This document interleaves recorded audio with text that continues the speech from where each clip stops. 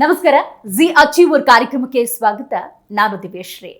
ಇವತ್ತಿನ G achiever ಕಾರ್ಯಕ್ರಮದಲ್ಲಿ ಬಂದಿರುವಂತಹ ಈ ವ್ಯಕ್ತಿ ಅಪೂರ್ವ ಅಂತಾನೆ ಹೇಳ್ಬೋದು. ಯಾಕೆ ಅಂತ ನೋಡ್ತಾ ಹೋಗೋದಾದ್ರೆ, ಮನುಷ್ಯ ಅಂತ ಹುಟ್ಟಿದ ಮೇಲೆ ಮಾನವೀಯ ಮೌಲ್ಯಗಳಿರಬೇಕು, ಸಮಾಜದ ಸುಧಾರಣೆಗೆ ತನ್ನದು ಅಂತಹ ಸೇವೆ ಇರಬೇಕು ಅನ್ನುವಂತಹ ಮಹದಾಸೆಯನ್ನು ಹೊಂದಿರುವಂತಹ ಈ ವ್ಯಕ್ತಿ ಬಹಳ ಮುಖ್ಯವಾಗಿ ತಮ್ಮ 30 ವರ್ಷದ ಈ ಜೀವನವನ್ನ ಸಮಾಜಕ್ಕಾಗಿ ಮುಡುಪಾಗಿಟ್ಟಿದ್ದಾರೆ. ಹೌದು, ಇವತ್ತಿನ ನಮ್ಮ ಕಾರ್ಯಕ್ರಮದಲ್ಲಿ ಶಿವ ಮುನೇಶ್ವರ ದೇವಾಲಯದ ಪೀಠಾಧಿಪತಿಯಾಗಿರುವಂತಹ ಶ್ರೀ ಮುನೇಶ್ವರ ಸ್ವಾಮೀಜಿಯವರಿದ್ದಾರೆ.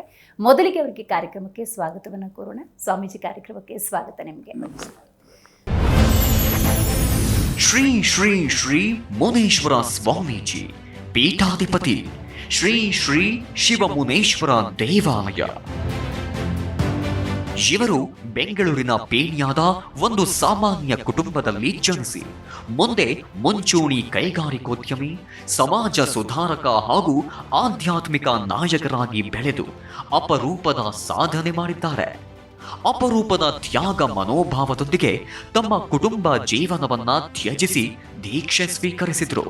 ಕೋಲಾರ ಜಿಲ್ಲೆಯ ಬಂಗಾರಪೇಟೆ ತಾಲೂಕಿನಲ್ಲಿ ಭವ್ಯವಾದ ಶ್ರೀ ಮುನೇಶ್ವರ ಸ್ವಾಮೀಜಿ ದೇವಸ್ಥಾನ ನಿರ್ಮಾಣ ಮಾಡಿದ್ರು.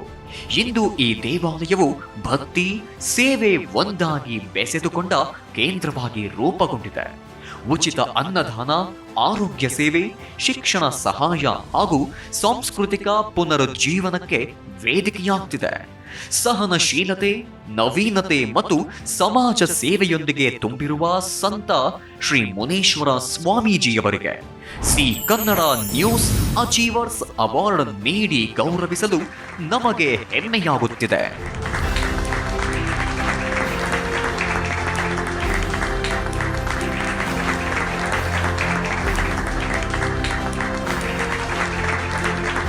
ಭಾಳ ಸಂತೋಷ ಆಗ್ತಾ ಇದೆ. ಜಿ ಕನ್ನಡ ಕರ್ನಾಟಕದಲ್ಲಿ ಹೆಚ್ಚಾಗಿ ಕನ್ನಡದವರ ಆಶೀರ್ವಾದ ಸದಾಕಾಲ ಇಲ್ಲಿರುತ್ತೆ. ನಮ್ಮೆಲ್ಲರ ಬೆಂಬಲ ಕೂಡ ಇರುತ್ತೆ. ಇಂತಹ ಒಂದು ಸಮಾರಂಭವನ್ನು ನಾನು ಮೊಟ್ಟ ಮೊದಲೇ ನೋಡಿದ್ದು. ಸಾಧಕರು, ಸಮಾಜ ಸೇವಕರು ಇವರನ್ನು ಗುರುತಿಸೋದು ಭಾಳ ಕಷ್ಟವಾಗ್ತದೆ. ಅಂಥದ್ರಲ್ಲಿ ಜಿ ಕನ್ನಡದವರು ಮೂಲೆ ಮೂಲೆಗೆ ಹೋಗಿ ಅವರ ಸೇವೆಗಳನ್ನು ಪರೀಕ್ಷಿಸಿ ಬಂದು ಇಲ್ಲಿ ಒಂದು ಸಮಾರಂಭವನ್ನು ಆಚರಿಸಿ ಅವರಿಗೆ ಗೌರವವನ್ನೇ ಸಲ್ಲಿಸಿದ. ಮನುಷ್ಯ ಅಂತ ಹುಟ್ಟಿದ ಮೇಲೆ ಮಾನವೀಯ ಮೌಲ್ಯಗಳಿರಬೇಕು. ಆದರೆ ಇವತ್ತು ಪ್ರಪಂಚ ಬದಲಾಗಿದೆ. ನಾನು ನಂದು ಅನ್ನುವಂತಹ ಸ್ವಾರ್ಥ ಹೆಚ್ಚು. ಆದರೆ ನೀವು ಒಬ್ಬ ಕೈಗಾರಿಕೋದ್ಯಮಿಯಾಗಿ ಗುರುತಿಸ್ಕೊಳ್ತೀರಿ, ಸಮಾಜದ ಸುಧಾರಣೆಯನ್ನು ಮಾಡ್ತೀರಿ. ಇವತ್ತು ಸ್ವಾಮೀಜಿ ಅನ್ನುವಂತಹ ಬಹಳ ದೊಡ್ಡ ಜವಾಬ್ದಾರಿಯನ್ನು ಹೊತ್ತು ಇವತ್ತು ಸಮಾಜವನ್ನು ಮುನ್ನಡೆಸುವಂಥ ನಿಟ್ಟಿನಲ್ಲಿ ನಿಮ್ಮದೇ ಆದಂಥ ಕಾರ್ಯವನ್ನು ನಿರಂತರವಾಗಿ ಮಾಡ್ಕೊಂಡು ಬಂದಿದ್ದೀರಿ. ಆದರೆ ಇದೆಲ್ಲ ಆಗಬೇಕು ಅನ್ನೋದಾದರೆ ಒಂದು ಪ್ರೇರಣೆ ಅಂತ ಇರಬೇಕಲ್ಲ. ಏನಾಯಿತು ನಿಮ್ಮ ಬದುಕಲ್ಲಿ ಪ್ರೇರಣೆ ಅಂತ? ನನ್ನ ಪ್ರೇರಣೆ, ನೀವು ಹೇಳಿದೆ ಕೈಗಾರಿಕೋದ್ಯಮಿ ಆಗಿದ್ವಿ, ಸಮಾಜ ಸೇವೆ ಮಾಡಬೇಕಂತನೂ ನಮ್ಮ ಮನಸ್ಸಲ್ಲಿ ಇತ್ತು. ನಾನು ಕೈಗಾರಿಕೋದ್ಯಮಿ ಆದಾಗ ನಾನು ಶನೇಶ್ವರನ ಮಹಾಭಕ್ತ. ನಾನು ಅದು 15 ವರ್ಷ ಇರುವಾಗೆ ನನಗೆ ಅವನ ದರ್ಶನ ಕೊಟ್ಟು, ನಾನು ನಿನ್ನ ಮೈ ಮೇಲೆ ಬರ್ತೇನೆ, ನೀನು ಸ್ವಾಮೀಜಿ ಆಗಬೇಕು, ಇನ್ನೇನು ಮುಂದೆ ನಿನಗೆ ಭವಿಷ್ಯವನ್ನು ನಿರ್ಮಿಸ್ತೇನೆ ಅಂತ ನನಗೊಂದು ವಾಗ್ದಾನವನ್ನು ಕೊಟ್ಟ. ಅದು ನಮ್ಮ ಕ್ಷೇತ್ರದಲ್ಲಿ ತಾವು ಬಂದು ವೀಕ್ಷಿಸಬಹುದು. ಮತ್ತು ನಾನು ಈಗ ಕೈಗಾರಿಕೋದ್ಯಮಿ ಆಗಬೇಕು ಎನ್ನುವ ಒಂದು ಉದ್ದೇಶದಿಂದ ಒಂದು ಸಣ್ಣ ಕೈಗಾರಿಕೆ ಫ್ಯಾಕ್ಟ್ರಿಗೆ ನಾನು ಸೇರಿಕೊಂಡೆ ಆರಂಭದಲ್ಲಿ. ಆವಾಗ ಒಂದು ಮಟ್ಟದಲ್ಲಾಗಿ ಇವತ್ತು ನಾನೊಬ್ಬ ಹೆಲ್ಪರ್ ಆಗಿದ್ದೇನೆ. ನಾಳೆ ಶಿಫ್ಟ್ ಸೂಪರ್ ಆಗಬೇಕು, ಮ್ಯಾನೇಜರ್ ಆಗಬೇಕು ಅದೇ ಕಂಪ್ನಿಯಲ್ಲಿ. ನಾನು ದೊಡ್ಡ ವ್ಯಕ್ತಿ ಆಗಬೇಕು ಅನ್ನೋ ಒಂದು ಉದ್ದೇಶ ನನ್ನ ಮನಸ್ಸಲ್ಲಿ ಯಾವಾಗಲೂ ಕಾಡ್ತಾನೇ ಇತ್ತು. ಅದೇ ರೀತಿಯಾಗಿ ಎಲ್ಲ ನಡ್ಕೊಂಡೇ ಬಂತು. ಆಗ ನಾನೊಬ್ಬ ಕೈಗಾರಿಕೋದ್ಯಮಿ ಸ್ವಂತ ಯಾಕೆ ಮಾಡಬಾರ್ದು ಅನ್ನೋ ಒಂದು ಉದ್ದೇಶ ಕೂಡ ನನ್ನಲ್ಲಿ ಬಂತು. ಆಗ ನಾನು ಪಕ್ಕದ ನಮ್ಮ ಒಂದು ಫ್ಯಾಕ್ಟ್ರಿ ಅವ್ರನ್ನ ಮಾತನಾಡಿದೆ. ಆಗ ಅವರು ಕಂಪ್ನಿ ಸರಿಯಾಗಿ ನಡೀತಾ ಇರಲಿಲ್ಲ. ಅದಕ್ಕೆ ನನಗೆ ಜಾಗ ಕೊಟ್ಟು ಅಲ್ಲೇ ಸಣ್ಣದಲ್ಲಿ ಒಂದು ಸಣ್ಣ ಫ್ಯಾಕ್ಟರಿ, ಒಂದು ಮಿಷನ್ ಇಟ್ಕೊಂಡು ಪ್ರಾರಂಭ ಮಾಡಿದೆ. ಆ ಪ್ರಾರಂಭದಿಂದಲೇ ಆ ಶನೇಶ್ವರ ನನಗೆ ಇವತ್ತು ಇಂಟರ್ನ್ಯಾಷನಲ್ ಲೆವೆಲ್ವರೆಗೂ ತಗೊಂಡೋದ. ನಾನೇ ಮೊಟ್ಟ ಮೊದಲಾಗಿ ಕಂಪ್ಯೂಟರ್ ಸೆಕ್ಷನ್ನ ಓಪನ್ ಮಾಡಿದವನು. All types E treatment computerise ಇಂಡಿಯಾದಲ್ಲಿ ನಾನೊಬ್ಬನೇ ಫಸ್ಟ್ ಮಾಡಿತ್ತು. ಆಗ ನನಗೆ ಪ್ರೆಸಿಡೆಂಟ್ ಶಂಕರ್ ದಯಾಳ್ ಶರ್ಮಾ ಅವಾರ್ಡ್ ಕೊಟ್ಟರು. ಮತ್ತು ವೀರಪ್ಪ ಮೊಯ್ಲಿ CM ಆಗಿದ್ದಾಗ ಅವಾರ್ಡ್ ಕೊಟ್ಟರು. ಹಲವಾರು ಪ್ರತ್ಯಕ್ಷ ನಾನು ಪಡೆದಿದ್ದೇನೆ, ಪ್ರಶಸ್ತಿಯನ್ನು ಪಡೆದಿದ್ದೇನೆ. ಆಗ ಪ್ರಶಸ್ತಿ ಮಾಡಿ ಆಗ ಕೂಡ ನಾನು ತುಂಬ ದಾನ ಧರ್ಮಗಳು ಬರುವ ಲಾಭದಲ್ಲಿ ಬರುವ ದಾನ ಧರ್ಮ ಒಂದು ಇಚ್ಛೆ ಆಯಿತು. ಆ ಇಚ್ಛೆ ನಂತರ ನನಗೆ ದೇವರು ಒಂದು ಜ್ಞಾನವನ್ನು ಕೊಟ್ಟ. ಆ ಜ್ಞಾನ ಯಾಕೆ ಅಂತ ಹೇಳಿದ್ರೆ ಅಂದರೆ ಹಲವಾರು ಸ್ವಾಮೀಜಿಗಳನ್ನ ಭೇಟಿ ಮಾಡೋ ಒಂದು ವಿಚಾರ ನನಗೆ ಗಮನಕ್ಕೆ ಬಂತು. ಆಗ ಬಾಲ್ಗಾನ ಸ್ವಾಮೀಜಿ ಇರ್ಬೋದು, ಶಿವಕುಮಾರ್ ಸ್ವಾಮೀಜಿ ಇರ್ಬೋದು, ಕೋಡಿಮಠ ಸ್ವಾಮೀಜಿಗಳು, ಯಾವುದೇ ಸ್ವಾಮೀಜಿಗಳು ಅವ್ರನ್ನ ಭೇಟಿ ಮಾಡಲು ನಾನು ಉದ್ದೇಶಪೂರ್ವಕವಾಗಿ ನನ್ನ ಮನಸ್ಸಲ್ಲಿ ಜ್ಞಾನ ಮಾಡ್ಕೊಂಡು ಹೊರಟೆ.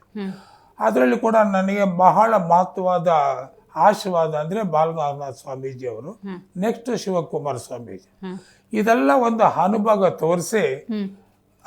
ತೋರಿಸಿ ಆಗ ನೀನು ಒಬ್ಬ ಸ್ವಾಮೀಜಿ ಆಗು, ನಿನಗೆ ನಾನು ಕಾವಿ ಬಟ್ಟೆ ಹಾಕು, ನೀನು ರುದ್ರಾಕ್ಷಿ ಹಾಕು, ನಿನಗೆ ನಾನು ಜ್ಞಾನೋದಯ ಕೊಡ್ತೀನಿ ಅನ್ನೋ ಒಂದು ಭವಿಷ್ಯವನ್ನ ನನ್ನಲ್ಲಿ ಹೇಳ್ದ ಪ್ರತ್ಯಕ್ಷವಾಗಿ. ಆಗ ಒಂದು ಕಂಡೀಷನ್ ಇಟ್ಟ, ಏನು ನಾನು ಇದೆಲ್ಲ ಕೊಡಬೇಕಾದ್ರೆ ನೀನು ಯಾವುದು ತ್ಯಾಗ ಮಾಡಬಹುದು ಅನ್ನೋ ಒಂದು ಉದ್ದೇಶ ನನ್ನಲ್ಲಿ ಕೊಟ್ಟೆ. ಭಗವಂತ ನೀನು ಏನು ತ್ಯಾಗ ಮಾಡು ಅಂತ ಹೇಳ್ತೀವಿ, ಆ ತ್ಯಾಗ ಮಾಡೋದಕ್ಕೆ ನಾನು ಸಿದ್ಧನಿದ್ದೇನೆ, ನಾನು ಅದು ಮಾಡ್ತೇನೆ, ನೀವು ಅನುಗ್ರಹ ಹೊಂದಿದ್ರೆ ಸಾಕು ಅನ್ನೋ ಒಂದು ಭವಿಷ್ಯನ ನಾನು ಹೇಳಿದೆ. ಆಗ ನಾನು ಕೊಟ್ಟ ಒಂದು 9 ನಿಯಮಗಳನ್ನ ಹೇಳ್ತೇನೆ, ಆ ನಿಯಮಗಳನ್ನ ನೀನು ಪಾಲಿಸ್ತೀಯಾ ಅಂತ ಕೇಳಿದ್ರು. ಖಂಡಿತವಾಗಲು ಪಾಲಿಸ್ತೇನೆ, ನಿನಗಿಂತ ದೇವರು ಇನ್ಯಾರಿದ್ದಾರೆ, ಸರ್ವಸ್ವ ನೀನೇ ನನಗೆ ಆಗಿರುವಾಗ ನನಗೆ ಅದೇನು ದೊಡ್ಡದೇನಲ್ಲ ಅಂತ ಹೇಳಿದೆ. ಹಾಗಾದರೆ ಕೇಳು ಅಂತ ಹೇಳ್ದ. ದೇವ್ರು ಪ್ರತ್ಯಕ್ಷವಾಗಿ ನಿಂತ. ದೇವ್ರು ನಿಮಗೆ ಪ್ರತ್ಯಕ್ಷ ಆಗುವಾಗ ನಮಗೆ ಹೆಂಗೆ ತಿಳಿಯುತ್ತೆ ಅನ್ನೋ ಒಂದು ಪ್ರಶ್ನೆ ನೀವು ಆಮೇಲೆ ಕೇಳ್ಬೋದು, ಅದಕ್ಕೆ ಉತ್ತರ ನೀಡ್ತಾನೆ. ಆಗ 9 ನಿಯಮಗಳನ್ನ ಪಾಲಿಸಬೇಕು ಅಂತ ಹೇಳಿದಾಗ ಏನೇನಂತ ಫಸ್ಟ್ ನಾನು ಕೊಟ್ಟಂತ ಆಸ್ತಿ ಪಾಸ್ತಿ ಬೆಳ್ಳಿ ಬಂಗಾರ ಎಲ್ಲ ನಿನ್ನ ಸಂಸಾರಕ್ಕೆ ಕೊಡಬೇಕು ಅನ್ನೋ ಒಂದು ಪ್ರಶ್ನೆ, ಮೊದಲನೇ ಪ್ರಶ್ನೆ. ಆಯಿತು, ಕೊಡ್ತೇನೆ ಅಂತೇಳಿ. ಎರಡನೇ ಪ್ರಶ್ನೆ, ನಿನ್ನ ಸಂಸಾರವನ್ನು ತೊರಿಬೇಕು, ನೀನು ಏಕಾಂಗಿಯನ್ನ ಪೂಜಿಸಬೇಕು ಅಂದ. ಅದು ತೊರೆದೆ. ಮತ್ತು ನಿನಗೆ ಯಾವ ಶತ್ರುಗಳೇ ಮಿತ್ರಗಳಲ್ಲಿ ಬಂಧುಗಳಲ್ಲಿ ಇರ್ಕೂಡ್ದು, ಆ ನಿರ್ಧಾರವನ್ನು ನೀನು ಕಟ್ಟಬೇಕು ಅನ್ನೋ ಒಂದು ಮನಸ್ಸಲ್ಲಿ ಇಟ್ಕೊಳ್ಬೇಕು ಅಂದ. ಎಲ್ಲರನ್ನು ಬಿಡಬೇಕು, ಎಲ್ಲ ಬಿಡಬೇಕು ಅಂದ. ಅದು ಬಿಟ್ಟೆ. ಮತ್ತು ನಾನು ಯಾವಾಗ ನಿನಗೆ ಬಂದು ದರ್ಶನ ಕೊಟ್ಟು ಹೇಳ್ತಾನೆ, ಆಗ ನೀನು ನನ್ನ ಜೊತೆಯಲ್ಲಿ ಪ್ರಯಾಣ ಮಾಡಿದ್ರೆ ಆಗ ಆ ಕ್ಷೇತ್ರ ಎಲ್ಲಿ ನಿರ್ಮಾಣ ಮಾಡಬೇಕು ಅನ್ನೋ ಒಂದು ಜಾಗವನ್ನು ತೋರಿಸ್ತೇನೆ ಅಂತ ನನಗೆ ಹೇಳಿದೆ. ಆಗ ಹಾಗೆ ಆಯಿತು ಅಂದೆ. ಆಗ ಎಲ್ಲ ನನ್ನ ಆಸ್ತಿ ಪಾಸ್ತಿ ವಸ್ತುವಂಗೆಲ್ಲ ಬೆಳಗ್ಗೆ ಸೊಸೆಗೆ ಏನು ಕೊಡಬೇಕು, ಮೊಮ್ಮಕ್ಕಳಿಗೆ ಏನು ಕೊಡಬೇಕು, ಹೆಂಡ್ತಿಗೆ ಏನು ಕೊಡಬೇಕು ಎಲ್ಲ ಕೊಟ್ಟು ಎಲ್ಲ ನಾನು ನಿರ್ಧಾರವಾಗಿ ನಿಂತೆ. ಆಗ ನಾನು ಸಮಯ ಬಂತು. ಆಗ ನನ್ನ ದೇವಸ್ಥಾನ ಪುಟ್ಟ ದೇವಸ್ಥಾನ ಇತ್ತು, ಆ ದೇವಸ್ಥಾನಕ್ಕೆ ಹೋದೆ. ಸ್ವಾಮಿ ಪ್ರತ್ಯಕ್ಷನಾದ. ಆಗ ನೀನು ನಾಳೆ ಬೆಳಿಗ್ಗೆ ಹೊರಡಬೇಕು, ಇದು ನಿನ್ನ ಚರಿತ್ರೆ ಇಲ್ಲಿಗೆ ಮುಗಿಯಿತು ಅಂದ. ಆಗ ಆಯಿತು ಪರಮಾತ್ಮ ಅಂತ ಹೇಳಿದಾಗ ಅವನ ಕೊಳ್ಳಲ್ಲಿದ್ದಂಥ ಮಲ್ಲಿಗೆ ಹುನ್ನಾರ ನನ್ನ ಕೊರಳಿಗೆ ಬಿತ್ತು. ಅದು ನೀವು ನೋಡ್ಬೋದು, ಅದ್ರ ಬೇಕಾದ್ರೆ ನಾನು ಮೊಬೈಲಲ್ಲಿ ಟಿವಿಯಲ್ಲಿ ನೋಡಿಸ್ತೇನೆ. ಆಗ ನಾನು ಬೆಳಗ್ಗೆ 6 ಗಂಟೆಗೆ ನಾನು ಪ್ರಯಾಣ ಮಾಡಿದೆ ಎಲ್ಲ ಕೊಟ್ಟ ನಂತರ. ಆಗ ಸರಿ ಅಲ್ಲಿ ಹೋದಾಗ 6 ಗಂಟೆ ಆಯಿತು ಸಾಯಂಕಾಲ. ಆಗ ಏನು ಪರಮಾತ್ಮ ನನಗೆ ದರ್ಶನ ಕೊಡಿಲ್ವಲ್ಲ, ಎಲ್ಲಿ ಜಾಗ ಏನು ಅಂತ ಬೆಳಗ್ಗಿಂದ ಸುಸ್ತಾಗಿದೆ ಅಂತ ಅಲ್ಲಿ ಒಂದು ಕಾರಲ್ಲಿ ಕುಳಿತುಕೊಂಡು ಸ್ವಲ್ಪ ಫಲಾರ ತಗೊಳ್ಳೋಣ ಅಂತ ನನ್ನ ಹಿಂದೆ ಬಂದವ್ರಿಗೆಲ್ಲ ಕೊಟ್ಟೆ. ಆಗ ನಾನು ಆವಾಗ ಸ್ವಾಮೀಜಿ ಎಲ್ಲ ನನ್ನ ಶಿಷ್ಯಂದ್ರೆ ಹೇಳಿದ್ರು, ಸ್ವಲ್ಪ ಬೆಳಗ್ಗಿಂದ ಒಂದು ಟೀ ಇಲ್ಲ, ಏನೂ ಇಲ್ಲ, ಇದಕ್ಕೆ ಚಿಂತನೆಯಲ್ಲಿ ಮುಳುಗಿದ್ದೀರಾ ನೀವು, ಏನಾದರೂ ಸೇರಿಸಿ ಅಂದಾಗ ಆಗ ನಾನು ಅರ್ಧ ಟೀನ ಇಟ್ಟುಕೊಂಡಾಗ ಪ್ರತ್ಯಕ್ಷ ಆಗ್ದ. ನೋಡು ಬಾ ಇಲ್ಲಿ ಅಂತ ಕರ್ಕೊಂಡು ಹೋದ. ದೊಡ್ಡ ಕಾಡು, 10 ಹೆಜ್ಜೆ ಇಕ್ಕಲಿಕ್ಕೆ ಸಾಧ್ಯ ಇಲ್ಲ ಆ ಜಾಗದಲ್ಲಿ. ಆ ಜಾಗದಲ್ಲಿ ನೋಡಿ, ಇಲ್ಲಿ ನೀನು ನಿರ್ಮಾಣ ಮಾಡು, ನೀನು ಈ ಜಾಗವನ್ನು ಕೊಡಿಸ್ತೇನೆ, ಅಲ್ಲಿ ನೀನು ನಿರ್ಮಾಣ ಮಾಡು, ಪ್ರತಿಷ್ಠಾಪನೆ ಸಮಯಕ್ಕೆ ಕರೆಕ್ಟಾಗಿ ನಾನು ನಿನಗೆ ಸಿಗ್ತೇನೆ, ಎಲ್ಲಿದ್ದೇನೆ ಅಂತ ನೀನು ಸಿಗ್ತೀನಿ ಅಂದ. ಆವಾಗ ನಾನು ಆ ಸಮಯದಲ್ಲಿ ಕೊರೋನಾ ಜಾಸ್ತಿ. ಆವಾಗ ಕಷ್ಟಪಟ್ಟು ಎಲ್ಲವನ್ನು ತೊರೆದು ಎಲ್ಲವನ್ನು ಕೊಟ್ಟ ನಂತರ ನನ್ನಲ್ಲಿ ಉಳಿದಿತ್ತು ಒಂದೇ ಒಂದು ಆಸ್ತಿ. ನಾನು ಅದು 1978ರಲ್ಲಿ ಒಂದು ಕಂಪ್ನಿ ಮಾಡಿದ್ದೆ ನಾನು. ಆದ್ರಿಂದ ನಾನು ಇಷ್ಟು ಬೆಳವಣಿಗೆ ಆಗಿತ್ತು. ಆಗ ಅದನ್ನು ಇಟ್ಕೊಂಡು ಅದನ್ನು ಸೇಲ್ ಮಾಡಿ ಅಲ್ಲಿ ಪ್ರಾರಂಭ ಮಾಡಿದೆ. ಒಂಟಿಯಾಗಿ ಆ ಕಾಡಿನಲ್ಲಿ ಯಾವ ರೀತಿ ವಿಕ್ರಮರಾಜ ಅಲ್ಲಿ ಶನೇಶ್ವರ ತಗೊಂಡಕ್ಕೆ ಬಿಸಾಕದ ಆ ರೀತಿ ನನ್ನ ಬಿಸಾಕಲಿಲ್ಲ, ಅಲ್ಲಿ ಆಶೀರ್ವಾದ ಮಾಡಿ ಕುಂಡ್ರಿಸ್ದ. ಆವಾಗ ನಾನು ದೊಡ್ಡ ಕಾಡಿನಲ್ಲಿ ಏನು ಮಾಡ್ಬೋದು ಅಂತ ಹಾಗೇ ನಿಂತುಕೊಂಡು ಆಗ ಮೊಟ್ಟ ಮೊದಲಾಗಿ ಗಣಪತಿಯನ್ನು ಸೃಷ್ಟಿ ಮಾಡೋಣ ಅಂತ ಹೇಳಿ ಸೃಷ್ಟಿ ಮಾಡಿ ಹಿಂಭಾಗದಲ್ಲಿ ಮರಳಿನ ಮೇಲೆ ಚಾಪೆ ಹಾಕೊಂಡು ಮಲಗಲು ಪ್ರಾರಂಭ ಮಾಡಿದೆ. ಆ ಹೋಟ್ಲಲ್ಲಿ ತೊಗೊಂಬರೋದು, ತಿನ್ನೋದು, ಸೇವೆ ಮಾಡಿ ಆಗ ಎಲ್ಲವನ್ನು ಸ್ವಚ್ಛ ಮಾಡಿ ನಾನು ಪ್ರಾರಂಭ ಮಾಡಿದೆ. ಆ ಪ್ರಾರಂಭ ಯಾವ ರೀತಿ ಮಾಡಿದ್ದೇನೆ, ಯಾವ ರೀತಿ ಕನ್ಸ್ಟ್ರಕ್ಷನ್ ಮಾಡಿದ್ದೇನೆ ಅನ್ನೋದು ನೀವು ನಾನು ಬೇಕಾದರೆ ಈಗ ಎಲ್ಲ ತಂದಿದ್ದೇನೆ. ಇದು ಪೆನ್ ಡ್ರೈವ್ ಅದೆಲ್ಲ ನನ್ನ ಜೀವನ ಚರಿತ್ರೆ, ಆ ಬುಕ್ಕು ಸಹಿತ ಒಂದು 10 ನಿಮಿಷ ತಾವು ನೋಡ್ಬೋದು. ಆ ಪೆನ್ ಡ್ರೈವಲ್ಲಿ ಯಾವ ರೀತಿ ನಿರ್ಣಯ ಮಾಡಬಹುದೇ, ಒಬ್ಬನೇ ಆಗಿ ಇಡೀ ಭಾರತ ದೇಶದಲ್ಲಿ ಶನೇಶ್ವರ ಟೆಂಪಲ್ ಎಲ್ಲಿ ಇರಕೂಡ್ದು, ಆ ರೀತಿ ದೊಡ್ಡ ಪ್ರಮಾಣದಲ್ಲಿ ಪರಮಾತ್ಮನ ನಿಲ್ಲಿಸಬೇಕು ಇಲ್ಲಿ ಅಂತ ಹೇಳಿ ನಾನು ಪ್ರಾರಂಭ ಮಾಡಿದೆ. ಇವತ್ತು ಭಾರತ ದೇಶದಲ್ಲಿ ಏಕೈಕ ಸ್ವಾಮೀಜಿ ಒಬ್ಬ ಶನೇಶ್ವರ ಟೆಂಪಲ್ ಮಾಡಿ ಒಂದು ಪುಣ್ಯಕ್ಷೇತ್ರ ನಿರ್ಮಾಣ ಮಾಡಿರೋದು ಅಂದರೆ ಇದು ಇವತ್ತು ಬಂಗಾರಪೇಟೆ ತಾಲೂಕಿನಲ್ಲಿ ಇದೇ ಮೊಟ್ಟ ಮೊದಲನೇ ಆಗಿದೆ. ಅದರಲ್ಲಿ ಕೂಡ ಯಾರ ಒಂದು ಡೊನೇಷನ್ ಇಲ್ಲ, ಯಾರ್ದು ಇಲ್ಲ, ಎಲ್ಲ ನನ್ನ ಆಸ್ತಿಯನ್ನು ಮಾರಿ ನಾನು ಇವತ್ತು ಆ ಒಂದು ಬಹಳ ದೊಡ್ಡದಾಗಿ ಒಂದು ಕ್ಷೇತ್ರವನ್ನು ನಿರ್ಮಾಣಿದ್ದೇನೆ. ಅದು ಕೂಡ ನನ್ನ ಜೀವನ ಚರಿತ್ರೆಯಲ್ಲಿ ತಾವು ನೋಡ್ಬೋದು. ಪೆನ್ ಡ್ರೈವ್ ಹಾಕಿ ನೀವು ಸ್ಕ್ರೀನಲ್ಲಿ ಕೂಡ ನೋಡ್ಬೋದು. ನಿಮಗೆ ನಿಜವಾಗ್ಲೂ ಇದು ಕಷ್ಟಪಟ್ಟಿದ್ದಾರೆ ಸ್ವಾಮೀಜಿಯವರು, ಶನೇಶ್ವರನ ಆಶೀರ್ವಾದ ವಿರಿಗಿದೆ ಅನ್ನೋವನ್ನು ನೀವು ತಿಳ್ಕೊಳ್ಬೋದು. ಈಗ ಸುಮಾರು 11 ವರ್ಷ ನಾನು ನೆಲೆಸಿ ಈಗ 5ನೇ ವಾರ್ಷಿಕೋತ್ಸವ ಮಾಡಿದ್ದೇವೆ. 5ನೇ ವರ್ಷದಲ್ಲಿ ಪ್ರತಿನಿತ್ಯವೂ ಸಾವಿರಾರು ಜನ ಹೊರದೇಶ ರಾಜ್ಯಗಳಿಂದ ಬರ್ತಾರೆ. ಅವರಿಗೆ ವ್ಯವಸ್ಥೆ ಮಾಡಿದ್ದೇನೆ, ಎಲ್ಲವೂ ನಾನು ಮಾಡ್ತಾ ಇದ್ದೇನೆ. ಖಂಡಿತ ಗುರುಗಳೇ. ಈಗ ಸ್ವಾಮೀಜಿ ಅಂತ ಒಂದು ಯೋಚನೆ ಬರುತ್ತೆ ಅಂದರೆ ಅದು ಸರ್ವಸಂಘಗಳ ಪರಿತ್ಯಾಗ, ನೀವು ಅದನ್ನೇ ಉಲ್ಲೇಖ ಮಾಡಿದ್ರಿ. ಆದರೆ ನೀವು ಈ ಸ್ಥಾನವನ್ನು, ಈ ದೊಡ್ಡ ಜವಾಬ್ದಾರಿಯನ್ನು ತಗೋಬೇಕು ಅಂದರೆ ಸಮಾಜವನ್ನು ಮುನ್ನಡೆಸೋದು, ದಿಕ್ಕು ತಪ್ಪದವ್ರಿಗೆ ದಿಕ್ಕು ತೋರಿಸುವಂಥ ದೊಡ್ಡ ಜವಾಬ್ದಾರಿ. ನೀವು ನಿಮ್ಮ ಬಾಲ್ಯವನ್ನು ಹೆಂಗೆ ಕಳೆದಿದ್ರಿ, ನೀವು ನಿಮ್ಮ ಬದುಕನ್ನು ಹೆಂಗೆ ಕಟ್ಕೊಂಡ್ರಿ? ಈಗ ನೀವು ಹೇಳಿದ್ರಿ ನನ್ನದೇ ಒಂದು ಕಂಪನಿನ ನಾನು ಮಾರಿದೆ, ನಾನೊಬ್ಬ ಕೈಗಾರಿಕೋದ್ಯಮಿ ಅಂತ ಹೇಳಿದ್ರಿ. ಅಲ್ಲಿನ ದಿನಗಳನ್ನು ನೆನಪು ಮಾಡ್ಕೋಬೋದಾ? ಆಗ ನಾವು ತುಂಬ ಬಡವರು, ಗುಡಿಸ್ಲಲ್ಲಿ ಇದ್ದಿತ್ತು ನಾವು. ಆಗ ಈ ಪರಮಾತ್ಮ ಯಾವ ರೀತಿ ನನ್ನಲ್ಲಿ ಮೈ ಮೇಲೆ ಬಂದ ಅನ್ನೋದು ನಾವು ಹೇಳಲಿಲ್ಲ, ಈಗ ಹೇಳ್ತಾ ಇದ್ದೇನೆ. ಈ ಹಳ್ಳಿ ಕಡೆಯಲ್ಲಿ ಶ್ರಾವಣ ಮಾಸದ ಬಂದ್ರೆ ಕತೆಗಳು ಮಾಡ್ತಾರೆ, ನೀವು ಕೇಳಿರ್ಬೋದು. ಅದ್ರಲ್ಲಿ ಯಾರ ಮನೆ ಒತ್ತಕ್ಕೆ ಹೋಗಿ ನಾನು ಚಿಕ್ಕ ಹುಡುಗ, ಅವಾಗ 15 ವರ್ಷ, ಯಾರು ಬರ್ಲಿಲ್ಲ ಅಂದ್ರೆ ಮಂಗಳಾರತಿ ಮಾಡೋ ದೇವ್ರಿಗೆ ಅನ್ನೋರು. ಆಗ ನನಗೆ ಮಂಗಳಾರತಿ ಮಾಡ್ತಾ ಇರುವಾಗ ಎಷ್ಟೋ ವರ್ಷಗಳ ನಂತರ ಅವನು ನನ್ನ ಮೇಲೆ ಪ್ರತ್ಯಕ್ಷ ಆಗಿ ವಾಗ್ದಾನ ಅಂತ ಗೊತ್ತಾ ನಿಮ್ಗೆ? ವಾಗ್ದಾನ ಅಂದ್ರೆ ನಿಮ್ ಭವಿಷ್ಯ ನಾನು ಈ ಕ್ಷಣದಲ್ಲೇ ನಿಮ್ಮ ಭವಿಷ್ಯ ನುಡಿಬಲ್ಲೆ, ನಾನು ಹೀಗೆ ಹೇಳಬಲ್ಲೆ. ಆ ಒಂದು ವರವನ್ನು ಕೊಟ್ಟ. ಆದ ನಂತರ ನಾನು ಆ ಗುಡಿಸಲಿನಿಂದ ಒಂದು ಸಣ್ಣ ಹೇಳಿದ್ನಲ್ಲ ಇಷ್ಟವರೆಗೂ ಸಣ್ಣ ಕಂಪನಿ ಮಾಡಿ ಇವತ್ತು ಕರ್ನಾಟಕ ರಾಜ್ಯದಲ್ಲಿ ಅತಿ ದೊಡ್ಡ ಶ್ರೀಮಂತನಾಗಿ ಮಾಡಿದ ನನ್ನ ಪರಮಾತ್ಮ. ಆ ಶ್ರೀಮಂತನ ಅಂದ್ರೆ ತಾವೆಲ್ಲ ನೋಡ್ಬೋದು, ಅದೆಲ್ಲ ತೊರೆದು ಇವತ್ತು ಜನರ ಸೇವೆ ಮಾಡಬೇಕು, ವಿದ್ಯೆ ದಾನ ಮಾಡಬೇಕು, ಅನ್ನದಾನ ಮಾಡಬೇಕು. ಇವತ್ತು ಮೊನ್ನೆ ಜನವರಿ 18ನೇ ತಾರೀಕು 175 ಶುಭ ಕಾರ್ಯವನ್ನು ಮಾಡಿದ್ದೆ. ನಮ್ಮ ಮದುವೆಗಳು ನೀವು ಕರ್ನಾಟಕದಲ್ಲಿ ಇದುವರೆಗೂ ಕೇಳಿಲ್ಲ. ಅದು ಒಬ್ಬ ಏಕೈಕ ಸ್ವಾಮೀಜಿ ತನ್ನ ಸ್ವಂತ ಖರ್ಚಿನಿಂದ 175 ಮದುವೆಗಳನ್ನು ನಾನು ಮಾಡಿದ್ದೆ. ಈಗ ನಿನ್ನೆ 8ನೇ ತಾರೀಕು ಕೂಡ ಆನೇಕಲ್ ಜಿಗಣಿಗೆ ಹೋಗಿ ಸುಮಾರು 104 ಜನಕ್ಕೆ ನಾನು ಕನ್ನಡಿಕವನ್ನ ಕೊಟ್ಟು ಅವ್ರಿಗೆ ಆಶೀರ್ವದಿಸಿ ಬಂದಿದ್ದೇನೆ.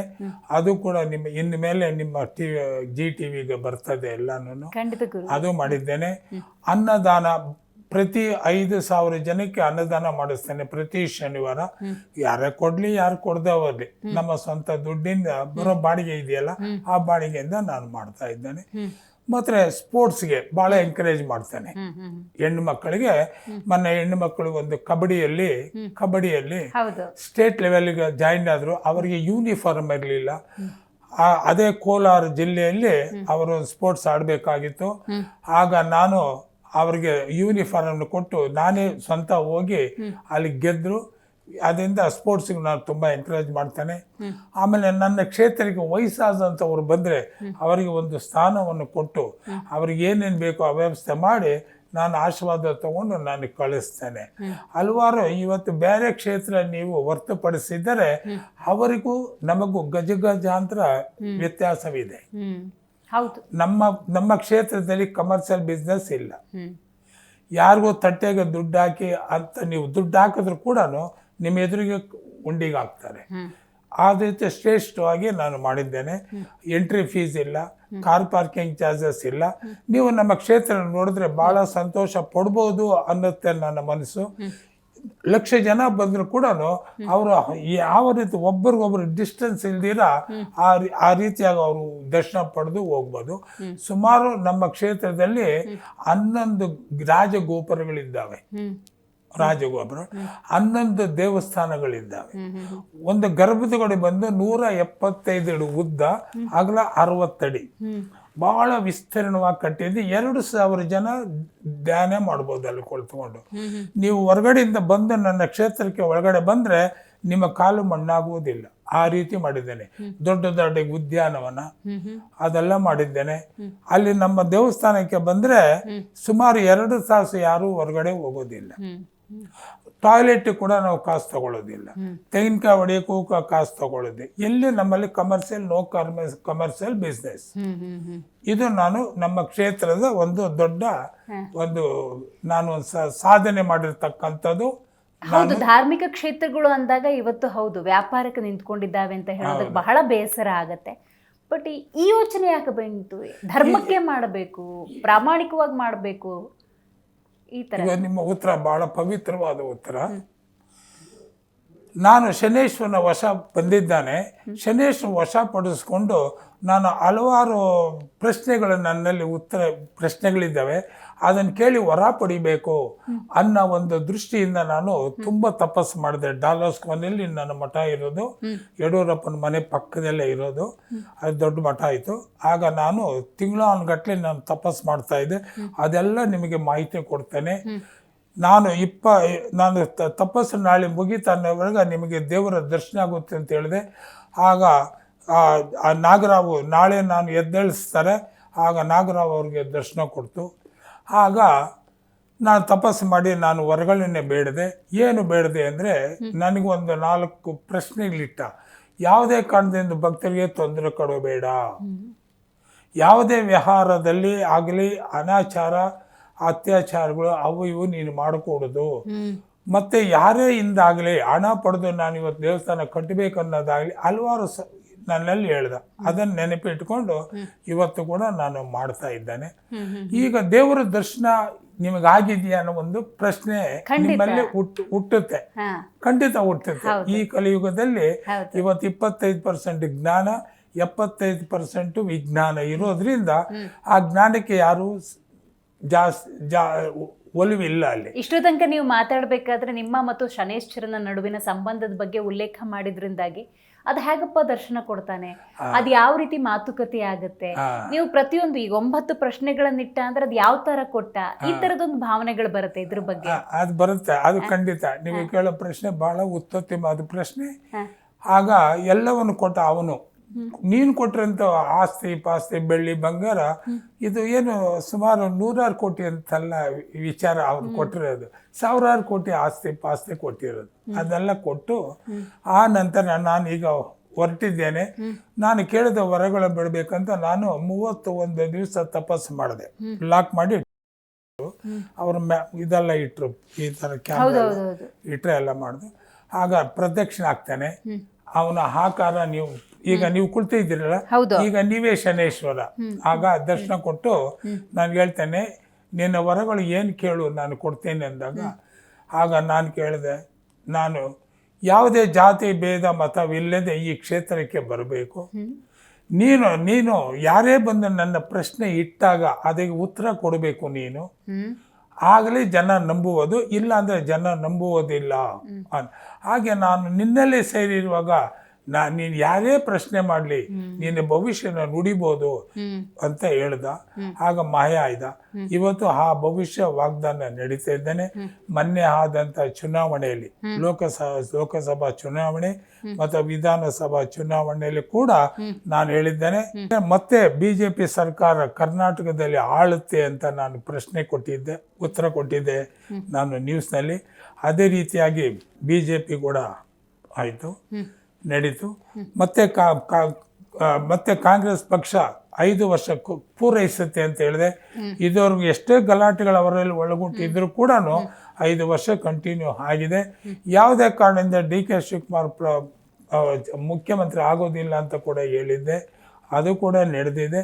ಈ ರೀತಿ ತಾವು ದೊಡ್ಡ ಮನಸ್ಸು ಮಾಡಿ ನನ್ನ ಕ್ಷೇತ್ರಕ್ಕೆ ಬಂದರೆ ಪ್ರತಿ ಶನಿವಾರ 1 ಗಂಟೆಗೆ ನಾನು ವಾಗ್ದಾನ ಕುಳಿತುಕೊಳ್ತೇನೆ. ಒಂದು ಸಿಂಹಾಸನ ಕೊಟ್ಟಿದ್ದಾನೆ ದೇವರೇ ನನಗೆ, ಆ ಸಿಂಹಾಸನ ನಿಮ್ಮ ಭವಿಷ್ಯನ ನಾನು ನುಡಿಬಲ್ಲೆ. ಅದ್ಭುತ ಅದ್ಭುತ. ಆಮೇಲೆ ಇನ್ನೊಂದು, ನೀವು ದೇವರು ನೋಡಿದ್ದೀರಾ ಅನ್ನೋ ಒಂದು ಪ್ರಶ್ನೆ ನೀವು ಕೇಳ್ತೀರಾ. ಈ ಕಲಿಯುಗದಲ್ಲಿ ನೀವೊಬ್ಬ ಕೈಗಾರಿಕೋದ್ಯಮ ಆದವರು, ಆದರೆ ಇಂಥ ಕೈಗಾರಿಕೋದ್ಯಮ ಕರ್ನಾಟಕ ರಾಜ್ಯದಲ್ಲೇ ನೀವು ಒಬ್ಬ ಚೇರ್ಮನ್ ಆದವರು, ಸೆಂಟ್ರಲಲ್ಲಿ ಸೋನಿಯಾ ಗಾಂಧಿ ಜೊತೆಯಲ್ಲಿ ನೀವು CWC ಮೆಂಬರ್ ಆದವರು, ನೀವು ಈ ರೀತಿಯಾಗಿ ಬಂದ್ರಿ, ದೇವರು ಹೆಂಗೆ ನಿಮ್ಗೆ ಒಲಿದ ಅನ್ನೋದಕ್ಕೆ ಒಂದು ಪ್ರಶ್ನೆ ಹುಡ್ದು. ಆಗ ನಾನು ಹೇಳಿದೆ, ನಿಮ್ಮ ಮನಸ್ಸಲ್ಲಿ ಇರುವುದು ದೇವರು ಹೇಳ್ಬಲ್ಲನ ಮನುಷ್ಯನ ಹೇಳ್ಬೋದಲ್ಲ ಒಂದು ಪ್ರಶ್ನೆ ಇಟ್ಟೆ. ದೇವರೇ ಹೇಳ್ಬೋದು, ಮನುಷ್ಯನಿಂದ ಸಾಧ್ಯ ಇಲ್ಲ ಅಂದೆ. ಹಾಗಾದ್ರೆ ನನ್ನಲ್ಲಿ ಮುಂದೆ ಕುಳಿತುಕೊಳ್ಳಿ, ನಿಮ್ಮ ಪ್ರಶ್ನೆಗೆ ಉತ್ತರ ನಾನು ಕೊಡ್ತೀನಿ ಅಂದೆ. ಆಗ ನಿಮ್ಮ ಮನಸ್ಸಲ್ಲಿ ಏನಾದ್ರು ನೆನೆಸ್ಕೊಂಬನ್ನಿ, ನಾನು ಹೇಳ್ತೀನಿ ಅಂದೆ. ಈಗ 30 ವರ್ಷದಿಂದ ಸತತವಾಗಿ ನೀವೇನೇ ಇಟ್ಕೊಳ್ಳಿ. ನಾವು ಹೇಳ್ತೀವಿ, ಸಪೋಸ್ ಒಂದು ಎಕ್ಸಾಂಪಲ್ ನಿಮಗೆ ಕೊಡ್ತೀನಿ. ಈಗ ನಾನು ಇಲ್ಲಿ ಬಂದಿದ್ದೇನೆ, ನೀವು ನಮ್ಮ ಕ್ಷೇತ್ರಕ್ಕೆ ಬನ್ನಿ, ನಿಮ್ಮ ಯಾರಾದಕ್ಕೂ ನಿಮ್ಮ ಫ್ರೆಂಡ್ಸ್ ಇರ್ತಾರೆ, ಅವ್ರ ಪ್ರಾಬ್ಲಮ್ ಏನಂತ ನಿಮ್ಮ ಹತ್ರ ಹೇಳ್ತಾರೆ. ನಮ್ಮ ಕ್ಷೇತ್ರದಿಂದ ಒಂದು ಫೋನ್ ಮೂಲಕ ಅವರಿಗೆ ಉತ್ತರ ನಾನು ಹೇಳಬಲ್ಲೆ. ಅದ್ಭುತ ಗುರುಗಳೇ. ಅಂದರೆ ಏನು ಹೇಳ್ಬೇಕಂದ್ರೆ, ಸ್ವಾಮೀಜಿ ನಾನು ನಿಮ್ಮಲ್ಲಿ ನಿಮ್ಮ ಪಾದಗಳ ನಮಸ್ಕಾರ, ನನ್ನಲ್ಲಿ ಒಂದು ಪ್ರಶ್ನೆ ಇದೆ, ತಾವು ಅದಕ್ಕೆ ಉತ್ತರ ಕೊಟ್ಟು ನನಗೆ ನಿವಾರಣೆ ಮಾಡಬೇಕು ಅನ್ನೋ ಒಂದು ಅವರು ಹೇಳ್ಬೇಕು. ಅದಕ್ಕೆ ನಾನು ಹೇಳಿಲ್ಲ ಅಂದರೆ ಆ ಕ್ಷಣದಲ್ಲಿ ನಾನು ಸ್ವಾಮೀಜಿ ಪಾತ್ರವನ್ನು ತೆಗೆದಾಕ್ತೇನೆ. ಅದು ನೀವು ಮಾಡ್ಬೋದು. ಎಂಥ ಅದ್ಭುತವಾದ ಮಾತು ಅಂದರೆ, ಈ ಪಾತ್ರ ಅಂತ ಹೇಳಿದ್ರಿ, ಅವನ್ ಸೂತ್ರಧಾರಿ ನಡೆಸ್ದಂಗೆ ನಾವೆಲ್ಲ ಪಾತ್ರಧಾರಿಗಳು ನಡೀತಾ ಇದ್ದೀವಿ ಅನ್ನುವಂಥ ಒಂದು ಒಳ್ಳೆ ಸಂದೇಶವನ್ನು ಕೊಟ್ರಿ. ಇದೆಲ್ಲದರ ನಡುವೆ ರಾಜಕೀಯದ ನಂಟು ಹೇಗೆ? ನಾನು ಅವಾಗ ತಾನೇ ಪ್ರಾರಂಭ ಮಾಡಿದೆ ಫ್ಯಾಕ್ಟ್ರಿ ಓನರ್ ಆಗಿ. ನಾನು ಹೇಳಿದ್ನಲ್ಲ, ಒಬ್ಬರು ಫ್ಯಾಕ್ಟ್ರಿ ಖಾಲಿ ಇತ್ತು, ಅಲ್ಲಿ ಸ್ಟಾರ್ಟ್ ಮಾಡಿದೆ ಅಂತ. ಆವಾಗ ನಾನು ಬಾಲ್ಯದಿಂದನೂ ದೊಡ್ಡವರ ಸಹವಾಸ ಜಾಸ್ತಿ. ಅಂದರೆ ನಮ್ಮ ತಾಯಿ ಇದ್ದಾರಲ್ಲ, ಈ ಸಣ್ಣ ಪುಟ್ಟ ಸ್ನೇಹಿತರ ಮನೆ ಅಲ್ಲಿ ಬಿಡ್ತಾ ಇರಲಿಲ್ಲ. ಅವರು ದೊಡ್ಡವರ ಜೊತೆಲೇ ಸೇರಬೇಕು ನೀನು ಅನ್ನೋರು. ಆಗ ನಾನು ಹಾಗೆ ಸೇರುವಾಗ ನನ್ನ ಇರ್ತಕ್ಕಂಥ ಏರಿಯಾದಲ್ಲಿ ಒಂದು ಸ್ಥಾನ ಬಂತು. ಅದಕ್ಕೆ ದೊಡ್ಡವರಲ್ಲಿ ಸೇರಿ, ಇವು ಮುನಿಯನ್ ಮೈ ನಿಲ್ಲಿಸ್ಬಿಡ್ರಿ, ಅವನು ಗೆಲ್ತಾನೆ, ನಾವೆಲ್ಲ ಗೆಲ್ಸಾನ ಅನ್ನೋ ಒಂದು ಪಂಚಾಯತಿಯಲ್ಲಿ ಎಲೆಕ್ಷನ್ ಬಂತು. ಆಗ ಸುಮಾರು 6 ಜನ ನನ್ನ ಎದುರಾಗಿ ನಿಂತರು. 6 ಜನನು ಗೆಲ್ಲಿಕ್ಕಾಗಲಿಲ್ಲ, ಅವರು ಠೇವಣಿ ಕಳ್ಕೊಂಡ್ರು. ಆವಾಗ ಗೆದ್ದೆ ನಾನು. ಅದಾದ ನಂತರ ಮನೆಗಳಿಗೆ ಹೋಗಿ ರೋಡ್ಗಳು, ರಸ್ತೆಗಳು, ನೀರು ಮತ್ತೆ ಸೂರು ಅಂದರೆ ಅಂಚಿನ ಮನೆ ಒಡೆದೋಗಿರ್ತಾ ಅದೆಲ್ಲ ರಿಪೇರಿ ಮಾಡುವಾಗ ಹಂಗೆ BBMP ಬಂತು. ಆಗ ಚಂದ್ರಶೇಖರ್ ಮೂರ್ತಿ MP, S ರಮೇಶ್ ಅವರು ಅವರು ಮಂತ್ರಿಗಳಾಗಿದ್ರು, ಕಾನ್ಸ್ಟಿಟ್ಯೂನ್ಸಿ MLA ಅವರು. ಅವ್ರನ್ನೇ ಮಾಡಿಬಿಡೋಣ ಅನ್ನಾಗ ಅವಾಗೂ ಬಂತು. ಆಗ ಕೂಡ 3 ಪಕ್ಷಗಳು ನನ್ನ ವಿರೋಧವಾಗಿ ನಿಂತರೂ ಕೂಡ ಗೆಲ್ಲಿಕ್ಕೆ ಸಾಧ್ಯ ಆಗಲಿಲ್ಲ. SM ಕೃಷ್ಣ ಅವರು ನನ್ನ ಗುರುಗಳು. ಅವರು ನೀವು ಈಗ ಭಾಳ ಇಂಡಸ್ಟ್ರಿ ಭಾಳ ಕೆಲಸ ಸೇವೆ ಮಾಡ್ತಾ ಇದೆಯಾ, ನೀನು ನಾನು ಸ್ಟೇಟಿಗೆ ನಿನ್ನ ಚೇರ್ಮನ್ ಮಾಡ್ತೀನಿ ಅಂದರು. ಸ್ಟೇಟಿಗೆ, ಬ್ಯಾಕ್ವರ್ಡ್ ಕ್ಲಾಸ್ಗೆ. ಆಗ ನನಗೆ ಒಂದು ಚೇರ್ಮನ್ ಮಾಡಿ ನನ್ನ ಒಂದು ಎಲ್ಲ ಸ್ಥಾನಗಳೆಲ್ಲ ಕೊಟ್ಟರು.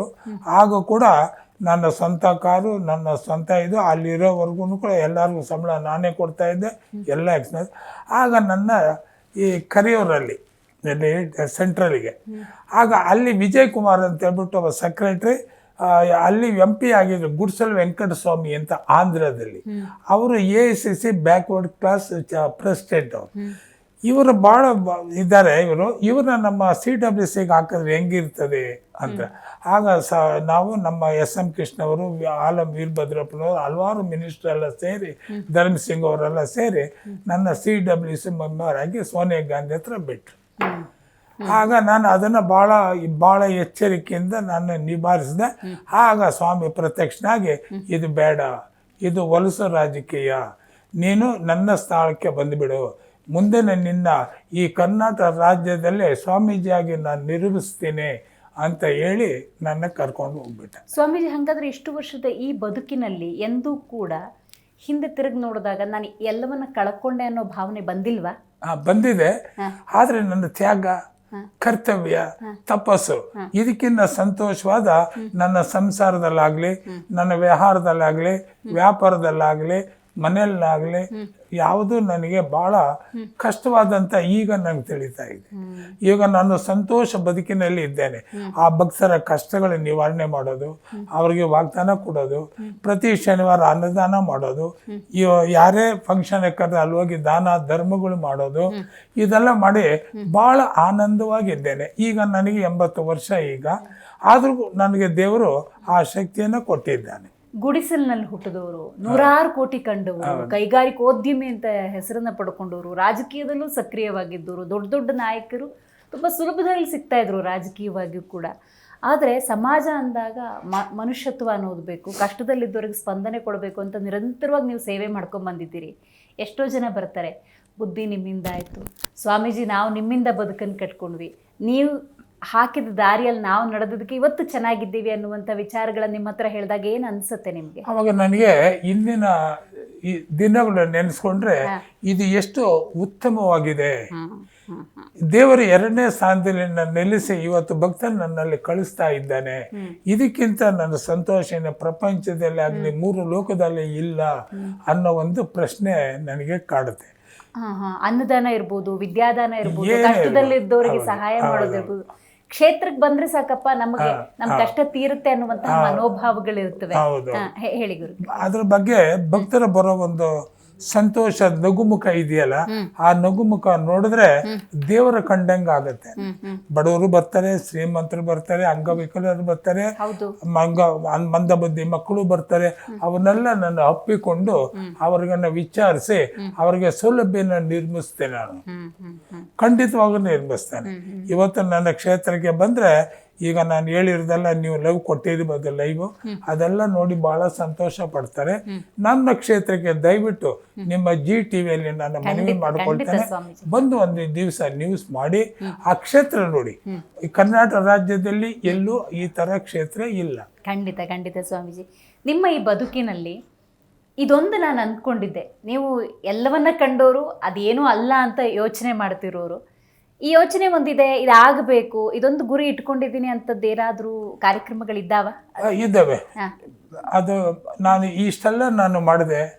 ಡಾಲರ್ಸ್ ಮನೆ ತಗೊಂಡೆ, 1 ಅಲ್ಲ 2 ಅಲ್ಲ 3 ಅಲ್ಲ 5 ಕಂಪನಿಗಳು ಮಾಡಿದೆ, ಕಾಲೇಜ್ ಮಾಡಿದೆ. ಆದರೆ ಅದರಲ್ಲಿ ಹೋರಾಟ, ಓಡಾಟ, ನೆಮ್ಮದಿ ಇಲ್ಲ ಅಂತ ನಿರ್ಮರಿಸಿ ಆಗ ಭಗವಂತ ಹೇಳುವ ಮಾರ್ಗದಲ್ಲಿ ನಾನು ಹೋಗಬೇಕು ಅಂತ ನಿರ್ಧಾರವನ್ನು ಮಾಡಿದೆ. ಆಗ ಹಂತವಾಗಿ ಅದನ್ನು ತ್ಯಾಗ ಮಾಡಿಕೊಂಡೇ ಬಂದೆ. ಆ ಭಗವಂತ ನನಗೆ ಮರೆಸ್ಕೊಟ್ಟ. ಇವತ್ತು ಬಹಳ ಆನಂದವಾಗಿ ತೃಪ್ತಿಯಾಗಿ ಭಕ್ತರ ಸೇವೆ ಮಾಡಿಕೊಂಡಿದ್ದೇನೆ. ಈಗ ಮೊನ್ನೆ ತಾನೇ ಗೂಗಲ್ ಸಮೀಕ್ಷೆ ನಡೆಸಿತು, ತಾವು ನೋಡ್ಬೋದು ಆ ಫೋನಲ್ಲಿ. ಗೂಗಲ್ ಸಮೀಕ್ಷೆ ನಡೆದಾಗ ನಾವು ಕೇವಲ 5 ವರ್ಷ ಆಗಿದೆ, ಆದರೆ ಸಮೀಕ್ಷೆ ನಡೆದಾಗ ಔಟ್ ಆಫ್ 5 4.7 ನಮಗೆ ರೇಟಿಂಗ್ ಕೊಟ್ಟಿದ್ದಾರೆ, 5 ಸ್ಟಾರ್. ಅದೇ ರೀತಿಯಾಗಿ ಧರ್ಮಸ್ಥಳ, ಕೈವಾರ, ತಿರುಪತಿ ಇರ್ಬೋದು, ಅವೆಲ್ಲ ಸಾವಿರಾರು ವರ್ಷ ಇರ್ತಕ್ಕಂಥ ಇರೋದು. ಅವ್ರಿಗೆಲ್ಲ 4.8 ಇದೆ, ನೀವು ನೋಡ್ಬೋದು ಮೊಬೈಲ್. ಕೈವಾರ 4.5, ತಿರುಪತಿ 4.8. ಇದು ನಾವು ಮಾತ್ರ 4.7 ಅಂತ. ನಿಮ್ಮ ಪ್ರಶ್ನೆಗಳಿದೆಯಲ್ಲ, ಈ ಥರ ಸಾವಿರಾರು ಜನ ಪ್ರಶ್ನೆಗಳು ಹಾಕಿದ್ದಾರೆ. ಇವತ್ತು ನನಗೆ 7 ಲಕ್ಷ ಜನ ಭಕ್ತರಿದ್ದಾರೆ, 7 ಲಕ್ಷ ಜನ. ಪ್ರತಿನಿತ್ಯವೂ ನಾನು ಇಂಥವ್ರಿಗೆ ನಾನು ಸಿಕ್ಕಬಾರ್ದು, ಅವ್ರಿಗೆ ನಾನು ಕಾಣಿಸ್ಬಾರ್ದು ಅನ್ನೋ ಪ್ರಶ್ನೆ ಇಲ್ಲ. ನಾನು ಮುಂದೆನೇ ಕುಳಿತಿರ್ತೇನೆ, ಅವ್ರಿಗೆ ಆಶೀರ್ವಾದ ಮಾಡ್ತೇನೆ. ಮತ್ತು ಯಾರಾದರೂ ವಯಸ್ಸಾದವರು ಬಂದರೆ ಅವ್ರ ಮೇಲೆ ಕುಣಿಸ್ಕೊಂಡು ಅವರಿಗೆ ಪ್ರಸಾದವನ್ನು ಕೊಟ್ಟು ಅವರಿಗೆ 100 ರೂಪಾಯಿ ಕೈಯಲ್ಲಿ ಕೊಟ್ಟು ನೀವು ಆಟೋದಲ್ಲಿ ಹೋಗಿ ಅನ್ನೋ ಒಂದು ಸೇವೆ ಕೂಡ ನಾನು ಸಲ್ಲಿಸ್ತಾ ಇದ್ದೇನೆ. ಖಂಡಿತ ಸ್ವಾಮೀಜಿ, ಈಗ ಸಮಾಜ ಅಂದಾಗ ಯುವ ಸಮೂಹ ದಿಕ್ಕು ತಪ್ತಾ ಇದೆ. ಇಂಥ ಸಂದರ್ಭದಲ್ಲಿ ಒಂದು ಮಾನವೀಯ ಮೌಲ್ಯ ಬೇಕು, ಬದುಕನ್ನು ಚೆನ್ನಾಗಿ ಕಟ್ಕೋಬೇಕು. ಈ ನಿಟ್ಟಿನಲ್ಲಿ ಈ ಕಾರ್ಯಕ್ರಮದ ಮೂಲಕ ನೀವು ಕೊಡುವಂತಹ ಸಂದೇಶ ಏನು ಸಮಾಜಕ್ಕೆ? ಸಮಾಜ ಸಂದೇಶಕ್ಕೆ ಅಂದರೆ ಇವತ್ತು ಕೋಲಾರ ಜಿಲ್ಲೆಯಲ್ಲಿ ಯಾರು ಸ್ವಾಮೀಜಿ ಹೇಳಿಲ್ಲ. ಇವಾಗ ಏಕೈಕ ಸ್ವಾಮೀಜಿ ನಾವೇನೆ. ಆ ಸ್ವಾಮೀಜಿಯಲ್ಲಿ ಒಂದೊಂದು ಹಳ್ಳಿಯಲ್ಲಿ ಕೂಡ ಒಂದು ಸಮತಾ ಭವನ, ಒಂದು ಮಕ್ಕಳ ವಿದ್ಯಾದಾನ, ಮತ್ತೆ ಒಂದು ಆಶ್ರಮ ಬೇಕಾಗಂತ ವಸ್ತುಗಳು, ಆ ಮಕ್ಕಳು ಇರ್ತಾರೆ ಅವರಿಗೆ ಯೂನಿಫಾರ್ಮ್ ಕೊಡೋದು, ಸ್ಟಿಕ್ ಕೊಡೋದು, ಗ್ಲಾಸ್ ಕೊಡೋದು, ಬುಕ್ಸ್ ಕೊಡೋದು, ಈ ರೀತಿಯಾಗಿ ಕೋಲಾರ ಜಿಲ್ಲೆಯಲ್ಲಿ ನಾನು ಮೊನ್ನೆ ತಾನೇ ರೋಡ್ ಬನ್ನಳ್ಳಿ ಅಂದ್ಬಿಟ್ಟು ಒಂದು ಊರಿನಲ್ಲಿ ಒಂದು ಸ್ಕೂಲ್ನಲ್ಲಿ ಪಾಠಶಾಲೆ, ಇಷ್ಟು ವರ್ಷಗಳು ವಾರ್ಷಿಕೋತ್ಸವ ಯಾರು ಗೌರ್ಮೆಂಟ್ ಪಾಠಶಾಲೆಗಳಲ್ಲಿ ಮಾಡಿರಲಿಲ್ಲ. ಈಗ ಮೊನ್ನೆ ಹೋಗಿ ಅವ್ರು ಊಟ ಮಾಡೋದಕ್ಕೆ ಒಂದು ಕೊಠಡಿ ಕೊಟ್ಟು ನಾನು ಅವ್ರಿಗೆ ಊಟವನ್ನು ಬಡಿಸಿ ನಾನು ಅವ್ರ ಜೊತೆಯಲ್ಲಿ ಕುಳಿತು ಮಾಡಿದ್ದೇನೆ. ಒಂದೊಂದು ಕೋಲಾರ ಜಿಲ್ಲೆಯಲ್ಲಿ ಒಂದೊಂದು ಗ್ರಾಮದಲ್ಲಿ ಒಂದೊಂದು ಸೇವೆಯನ್ನು ಸಲ್ಲಿಸಬೇಕಂತ ಒಂದು ನನಗೆ ಮನಸ್ಸು ಬಂದಿದೆ, ಖಂಡಿತ ಸ್ವಾಮಿ ಮಾಡ್ತಾ ಇದ್ದೇನೆ. ಇವತ್ತಿನ ಕಾರ್ಯಕ್ರಮದಲ್ಲಿ ನೀವು ಭಾಗಿಯಾಗಿ ನಿಮ್ಮ ಬದುಕನ್ನು ನಮ್ಮ ಜೊತೆ ಹಂಚಿಕೊಂಡು ಒಬ್ಬ ಮನುಷ್ಯ ಅಂದರೆ ಹೆಂಗಿರಬೇಕು ಅಂತ ತಿಳಿಸ್ಕೊಟ್ಟಿದ್ದಕ್ಕಾಗಿ ಧನ್ಯವಾದ. ನೋಡಿದ್ರಲ್ಲ ವೀಕ್ಷಕರೇ, ಇವತ್ತಿನ ಕಾರ್ಯಕ್ರಮದಲ್ಲಿ ಸ್ವಾಮೀಜಿ ಭಾಗಿಯಾಗಿದ್ರು. ಬಹಳ ಮುಖ್ಯವಾಗಿ ಮನುಷ್ಯ ಅಂತ ಹುಟ್ಟಿದ ಮೇಲೆ ಸೇವಾ ಮನೋಭಾವ ಅನ್ನೋದಿರಬೇಕು. ಸಮಾಜದ ಉದ್ಧಾರಕ್ಕೆ ನಾವು ಹೇಗೆ ನಮ್ಮದೇ ಆದಂತಹ ಕೊಡುಗೆಯನ್ನು ನೀಡಬಹುದು ಅನ್ನೋದನ್ನು ತಿಳಿಸ್ಕೊಟ್ಟಿದ್ದಾರೆ. ನೋಡ್ತಾ ಇರಿ ಜಿ ಕನ್ನಡ ನ್ಯೂಸ್, ಸತ್ಯವೇ ಸುದ್ದಿಯ ಜೀವಾಳ.